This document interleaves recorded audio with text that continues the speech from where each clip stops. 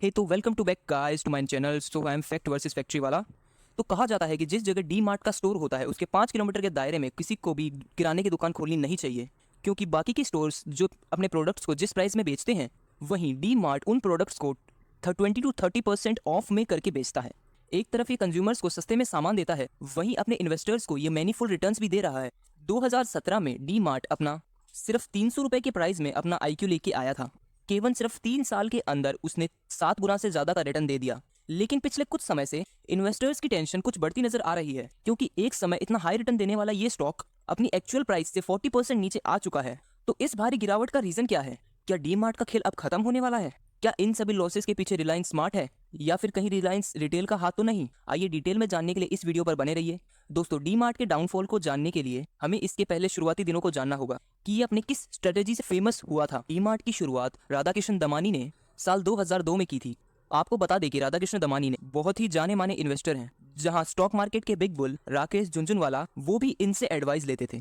कहते हैं कि आप एक अच्छे इन्वेस्टर हो तो ये आपको एक अच्छा बिजनेसमैन बनने की मेहनत करता है, और ये चीज हम राधाकृष्ण दमानी की मार्केटिंग स्ट्रेटेजी को देख सकते हैं और डी मार्ट की अनएक्सपेक्टेड ग्रोथ से भी देख सकते हैं और सीख भी सकते हैं। जब राधाकृष्ण दमानी अपना सुपरमार्केट खोलना चाहते थे तो उन्होंने इसके ऊपर खूब रिसर्च की थी। कई कई बड़े देशों की सुपरमार्केट चेन्स को एक्सप्लोर किया और समझना चाहा वहाँ के कंज्यूमर्स क्या चीज खरीदना ज्यादा पसंद करते हैं। उस दौरान उन्होंने नोटिस किया कि लोग डिस्काउंट वाली चीजों की तरफ ज्यादा अट्रैक्टिव होते हैं, बट केवल डिस्काउंट देकर ग्रोथ की सीढ़ियां नहीं चढ़ सकते, क्योंकि उस समय फ्यूचर रिटेल्स ने अपना दबदबा बनाए रखा था मार्केट के अंदर, जो अच्छे डिस्काउंट भी ऑफर कर रहा था। ऐसे में उनके सुपरमार्केट में कोई क्यों ही जाता। अब राधाकृष्ण दमानी ने ये प्लान बनाया कि वो बाकी के सुपरमार्केट से भी ज्यादा डिस्काउंट देंगे। मींस वो 20 to 30% डिस्काउंट देना स्टार्ट कर दिया था उन्होंने। बट ये काम उनके लिए कुछ बहुत ही ज्यादा चैलेंजिंग होने वाला था। तो इन चैलेंजेस को मात देने के लिए तो राधाकृष्ण दमानी ने इन कुछ स्ट्रेटेजीज बनाई, जिससे डी मार्ट आज यहाँ तक पहुंच चुका है। आज ये जानने की कोशिश करते हैं कि वो स्ट्रेटेजीज थी क्या। डी मार्ट की सबसे पहले स्ट्रेटेजी थी वो किराए पर स्टोर ना लेके अपनी खुद की जगह खरीदेंगे। उससे उनकी रेंटल कॉस्ट बचने लग गई थी और उनकी जेब में ज्यादा प्रॉफिट जाने लगा था। तो आज की बात करें तो डी मार्ट के 80% स्टोर्स उनके खुद के हैं और इन्हें सिर्फ 20% स्टोर्स का ही रेंट देना पड़ता है। लेकिन इसमें सबसे बड़ी प्रॉब्लम यह है क्योंकि इनको एक ही बार में कुछ ज्यादा फंड्स को इन्वेस्ट करना पड़ता है। अगर डी मार्ट को अपना एक ही स्टोर का प्रॉफिट बचाकर दूसरा स्टोर में इन्वेस्ट करना हो तो उसे उस वक्त तक वेट करना पड़ेगा जब तक उसके पास सफिशिएंट पैसे जमा ना हो जाएं। लेकिन ये चैलेंज भी डी मार्ट के लिए सिर्फ शुरुआती दिनों तक था। लेकिन जैसे जैसे इनके स्टोर्स के नंबर्स बढ़ते गए वैसे वैसे इनके प्रॉफिट भी बढ़ते चले गए। फॉर एग्जांपल, जहां पर वो एक स्टोर के प्रॉफिट्स को कलेक्ट कर एक दूसरा स्टोर खोलने में प्रोसेस में सिर्फ 3 साल का वक्त लगता था, जबकि इनके पास 3 स्टोर हो गए थे तो सबका प्रॉफिट मिलाकर वो 1 साल में एक स्टोर खोल सकते थे। बट शुरुआत भले ही इनकी स्लो थी, बाद में डी मार्ट का स्पेंसर तेज हो गया था। चाहे दोस्तों डी मार्ट हो या फिर और कोई सा स्टोर्स, ये बहुत ही कमाल की स्ट्रेटेजी पर काम करते हैं, जो है स्लॉटिंग फीस। आप जो भी प्रोडक्ट सुपरमार्केट्स में देखते हैं, कंपनीज को उधर रखने के लिए एक स्लॉटिंग फीस चुकानी पड़ती है। इसे आप उस प्रोडक्ट का एंट्री फीस या आप उसे किराया भी मान सकते हैं। अब ऐसा इसलिए क्योंकि सुपरमार्केट्स में डेली हजारों की संख्या में कस्टमर्स आते हैं, तो ऐसे में हर कंपनी चाहेगी कि उनका प्रोडक्ट उन जिस जगह होना ही चाहिए और ज्यादा से ज्यादा लोग उसे खरीद पाएं। एक तरीके से कह सकते हैं कि ये कंपनीज की मजबूरी होती है कि वो अपने प्रोडक्ट्स को वहां पर प्लेस करने के लिए उनको पैसे चुकाने पड़ते हैं, या डी मार्ट या इस जैसी कंपनीज को उनको पैसे देने पड़ते हैं। अब बहुत से लोगों के मन में सवाल आता है कि डी मार्ट एमआरपी से 20 to 30% डिस्काउंट कैसे दे देता है और फिर भी वो प्रॉफिटेबल बिजनेस कैसे है। तो आपको बता दें कि इसके पीछे स्लॉटिंग फीस ही है। इसको हम एक एग्जांपल के थ्रू समझते हैं। मान लो कि आपकी एक बिस्किट की कंपनी है और आप डी मार्ट को वो स्लॉटिंग फीस देना चाहते हैं। ऐसा करने के लिए आपको स्लॉटिंग फीस देनी ही पड़ेगी। अब वो डी मार्ट क्या करेगा, वो स्लॉटिंग फीस के पैसों को डिस्काउंट में बदल देगा और आपके बिस्किट को हैवी डिस्काउंट में सेल करेगा। इसी स्ट्रेटेजी से डी मार्ट आज इस जगह पर पहुंच चुका है। फ्यूचर रिटेल्स, रिलायंस डिजिटल्स इनसे ज्यादा ऊपर पहुंच चुका है। पर डिस्काउंट तो ये लोग भी देते हैं, लेकिन इनके शॉप का रेंट और सभी कारणों की वजह से ये डी मार्ट से कॉपीट नहीं कर पाते। ऐसी कई सुपरमार्केट्स हैं जो एक साल का कई बड़ा रेवेन्यू जनरेट कर पाते, पर हम उनकी एनुअल रिपोर्ट पर नजर डालें तो उनके एक्सपेंसेस इतने ज्यादा होते हैं तो प्रॉफिट बहुत ही कम बचता है। लेकिन डी मार्ट ने हमेशा एक्सपेंसेस को कम रखा है। आप उनके कभी भी स्टोर्स को लग्जरी डेकोरेशन के साथ में नहीं देखेंगे। एक साफ सुथरी जगह होगी जहाँ चीजों से भरे हुए रैप्स नजर आए। इसके अलावा आपके आसपास बहुत सारा स्टाफ भी रहेगा। शॉप में लाइटिंग भी डिसेंट सी होगी कि आप आराम प्रोडक्ट को देख पाएं या फिर उसके ऊपर लिखी हुई चीजों को पढ़ सकते। वहीं आप रिलायंस रिटेल और बिग बाजार को देखेंगे, वहां पर बेहतरीन राइटिंग और फैंसी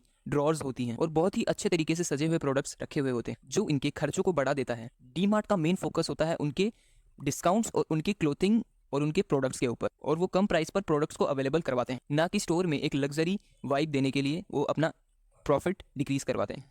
और जब लोगों को एमआरपी से कम प्राइस में चीजें मिलती हैं तब तो वो उससे बल्क में खरीदना चाहते हैं। एंड यू नो दैट, देख ह्यूमन का माइंडसेट होता है, जो चीज़ उसको डिस्काउंट में मिलेगी वो उसको आकर 4 बार खरीदना चाहेगा और उसको बल्क में उठाने की कोशिश करेगा। और इसी तरह डी मार्ट अपने प्रोडक्ट को ह्यूज वैल्यू में सेल करना में प्रॉफिट में रहता है, और एक तरफ ऑपरेशनल कॉस्ट कम हो गया और ज़्यादा क्वांटिटी में प्रोडक्ट सेल हो रहे हैं, और यही उसका सबसे ज़्यादा पैसे कमाने का एक रीज़न रहा है। और हम फाइनेंस ईयर 2014-15 की रिपोर्ट देखें तो डी मार्ट के सबसे बड़े रिटेलर फ्यूचर रिटेल ने 153 करोड़ का सबसे बड़ा प्रॉफिट कमाया, वहीं रिलायंस रिटेल ने 159 करोड़ रुपीज़ का प्रॉफिट कमाया था।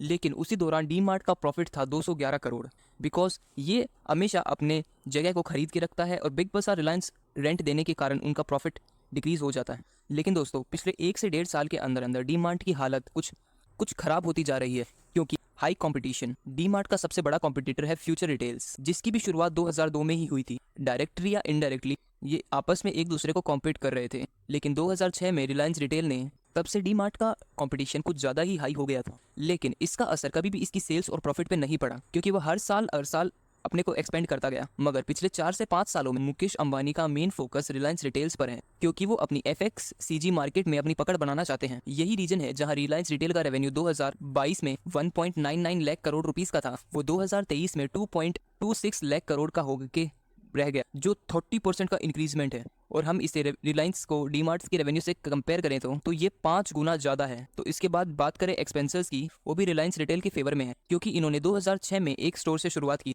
और आज इनके पास 3300 स्टोर्स हैं।